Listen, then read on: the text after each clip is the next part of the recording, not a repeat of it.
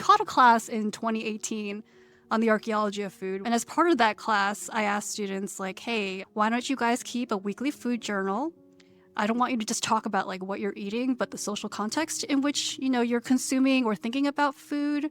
I want you to relate it to the themes of this class. So like when we're talking about like food and structuralism and Levi Strauss and Mary Douglas, these food anthropologists who think about how we classify and categorize foods, I want you to think about that in relation to your own diet and your own daily behaviors. And so I would get a lot of really interesting and thoughtful responses, but I remember one prevailing theme that kept coming up over and over again was, students were dealing with food insecurity.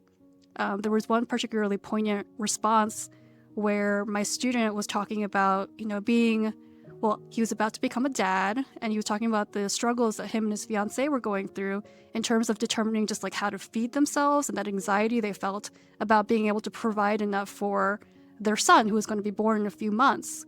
So he was talking about like, today I had a really rough day working at Cracker Barrel and I don't have a lot of money left. I'm thinking about a nutritious meal, but at the same time, all I can afford right now is a microwave meal, and thinking through like, the implications of that on his life and just the daily dread and worry and how that structures his experience every day. I remember thinking like, I never would have known about this, had it not been for this assignment.